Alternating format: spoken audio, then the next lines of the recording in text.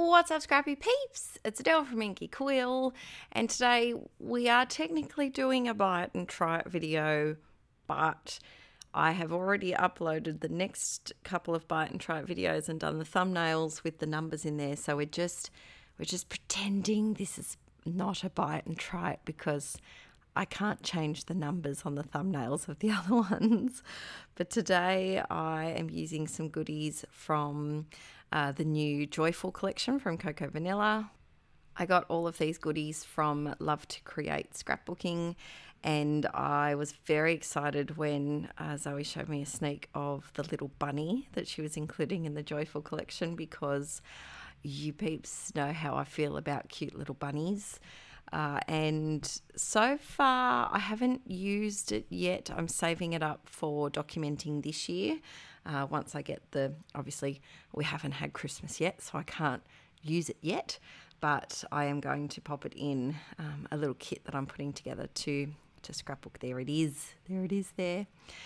I really enjoyed that there was lots of pink in this collection, because if you've been a long time listener, you'll know that green, it's not up there on my favourite colour scheme list.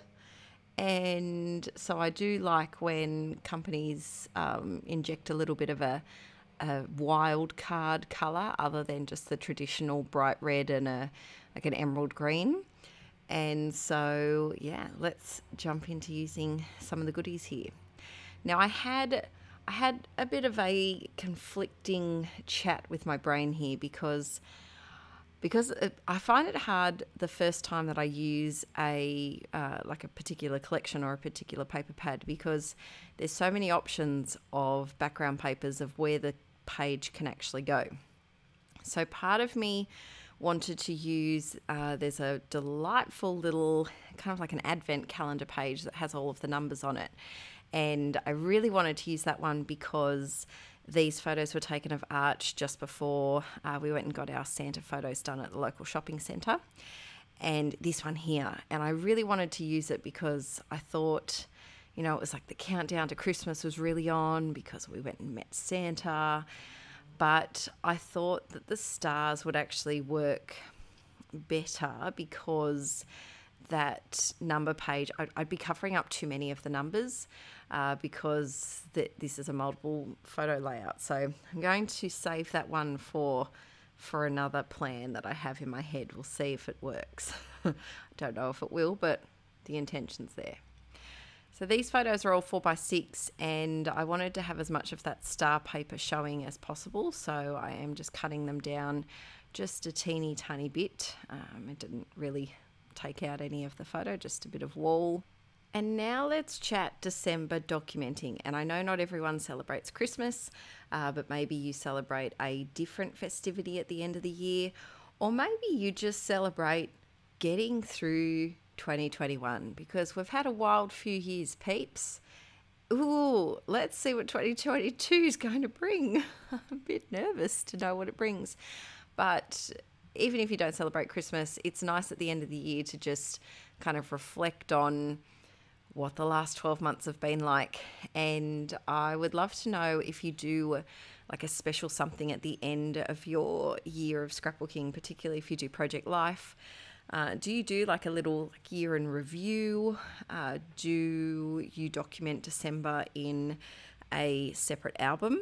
I had a bit of a chat, or actually I'm having a bit of a chat, it's not up yet, in a Patreon video where I go over how I've documented Christmas over since 2013. How many years is that? 13, 14, 15, 16, 17, 18, 19, 20. 8 years. And I go through and we looked at all of the different ways that I've documented. I've attempted December daily with no success. I've done it twice, and both times was a fail, but I am going to go back and try and work on them at some point. Maybe that might be my festive project for next year. We'll see how we go. But yeah, I'd like to know how you document the end of the year, but also how you document if there's a special celebration that you have in December. So I've stuck my photos down, and I've stuck them a little bit higgledy-piggledy because Higgledy Piggledy could be Archie's middle name, Archer Higgledy Piggledy to me. I think it would suit him quite well. And I thought with the silly faces that he was pulling, it just didn't look right to have the photos so perfectly straight. I knew straight away that I wanted to use one of the bears in the collection. There was one in the ephemera pack, but there's also a couple scattered amongst the other embellies in this kit. And we call Archie Bear. We always have. And so whenever there's a bear around, I like to plonk it on his page because it's a bit symbolic for us. Actually, do you peeps have a random thing that you kind of correlate with someone who you scrapbook a lot of, or even yourself? For me, it's definitely bears with Arch. And for Violet, I guess it's bunnies, but it's not as prevalent as Archie and the bears. But whenever I see one, I always try to save it up for when I do a page about him. So because I didn't plan to do paper layers behind my photos, I am cheating a little bit here, and I've grabbed the 6x8 paper pad, which I freaking love. I love when companies come out with the smaller paper pads as well, because all of the designs are just shrunk down a little bit, and they're so handy to use. Snip them in half and use them as 4x6 journaling cards in Project Life. I freaking love that. Sorry, I've just got just realised how passionate I was about paper. I've been doing a lot of couch scrapping recently and using like 6x6 and 6x8 paper pads for 4x6 journaling cards, because they're a bit of a rarity, the old 4x6 journaling card. It's especially if you're someone who takes a lot of photos on their phone like I do.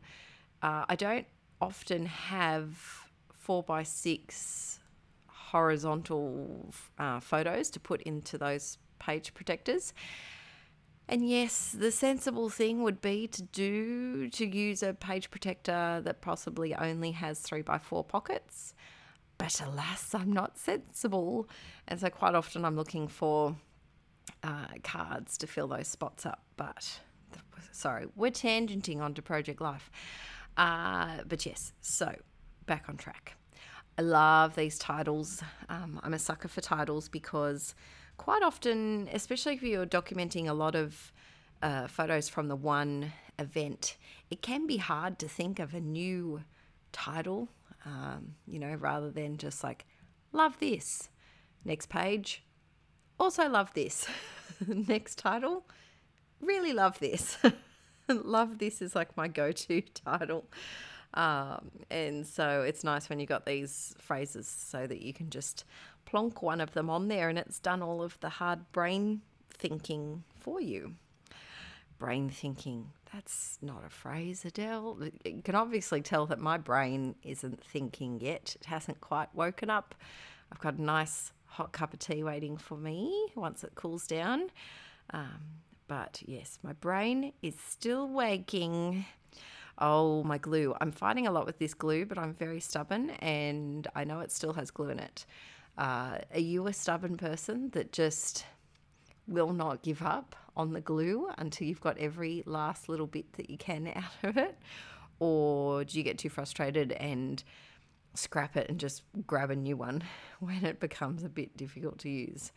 It depends what mood I'm in. If I'm feeling stubborn, I definitely am determined to win against the glue. So while I've been chatting about glue that honestly no one except a fellow stationery lover like you peeps would understand, I'm sticking a couple of the tabs here. I just wanted to balance with that All I Want for Christmas red banner that I put on the right hand side. And with the two little tabs, I stuck one behind the photo mat and then I stuck the other one on top just to kind of make it look like they really were tabs and they had a bit of depth to them. I will admit, after filming this process video, I did stick on a couple of extra stars, which you'll see in the photos right at the end. There are a couple of just cardstock stars in the ephemera pack, and so I bumped them up on a bit of foam and stuck those down too, because boy oh boy, this page didn't have enough stars already. Obviously. Oh no, you can have too many stars, I do believe, but on this page we're fighting that fine line between too many stars and a copious amount of stars. Now these wood buttons I do really love, but I didn't want them. I'm trying being the key word here, to keep my albums a little bit thinner, particularly on the layout pages. I'm trying to be a bit conscious about how many thick things I have on there. And I knew I already had a bit of dimension with the bear because I'd stuck that down with the craft foam, but these buttons had craft foam on the back as well, and just to try and take some of that off, and used my glue to stick those down instead. Another way, if you really like these little designs but you don't want your album to get too chunky, you can very dangerously use a scalpel or like a pointy object, maybe a pin or something, and pop out the enamel little design circle from the wood button, which is another thing that I like to do as well. Adding some more of these beautiful little fabric gold glitter stars, which I did buy 5 packets of because I love them so much. They are tricky to stick down, so you do need a bit of patience to use quite a lot of wet glue and kind of hold them for a moment just while they set, because of the nature of their puffness, they just want to puff off the page. So you can see here I'm just going back and holding those down. And then there were some really tiny little cute puffy stars on the title page, and I wanted to put those down as well because, like I said, you can't have too many stars. It's just impossible. I should add these photos are from last year, so I'm still scrapping 2020. It is my goal to finish scrapping 2020 before the end of 2021. Not sure how that goal is currently going. We'll see where we're at by the end. We'll see. I'm a bit behind, but you know, there's always room to catch up, and couch scrapping has been kind of pivotal in helping me to catch up and, in all honesty, not give up on scrapping 2020, because I will be honest, there was a moment there that I contemplated earlier this year, and I was thinking, should I just... This is when I didn't have any photos printed for 2020, and I was just thinking, should I just write it off as a year that just we're not going to scrapbook yet? But then, you know, Violet was only 2 months old at the start of 2020, and so much happened in that year, and, you know, we faced things that we never thought we'd have to face, like lining up at the shopping centre at 6 a.m. for toilet paper and things like that. And they are memories that I'd love the kids to look back on, and even for me to look back on in years to come and go, oh, did we really do that? And, you know, hopefully the zombie apocalypse hasn't come by then, because who knows what 2020 is bringing. But I did contemplate it for a little bit. Let me know if you were in the same kind of debacle with being a little bit behind in 2020. Did you go back and do it, or did you start scrapping 2021 and work on 2 albums at the same time? I'm thinking of starting 2022 working on 2 separate albums. What's the word I'm looking for? At the same time. Cohesively? No. The brain thinking word has escaped my brain, but you peeps know what I mean. Working on 2021 and 2022 at the same time. So 2022 as it happens, and then doing kind of like a throwback to 21. Yes. All right, peeps. Doing our little diddly border there now that my brain has kicked into gear and we know what we're talking about. And then this page is almost done, and I freaking love this collection. It's definitely one that I'm going to use to document 2021 Christmas once it finally happens. But I hope you have a fabulous day. Let me know if you are celebrating a special celebration this year, what you're doing. We are having 3 separate days of Christmas. We're having a Christmas Eve celebration, a Christmas Day, and a Boxing Day, which is the day after Christmas for those people who don't have Boxing Day in their country. But it should be a good one. 3 different costume changes for Christmas. There's going to be a lot of photos, peeps. Get prepared. All right, I will see you very soon. Have a lovely weekend, and don't forget to give this video a thumbs up if you enjoyed it. Bye!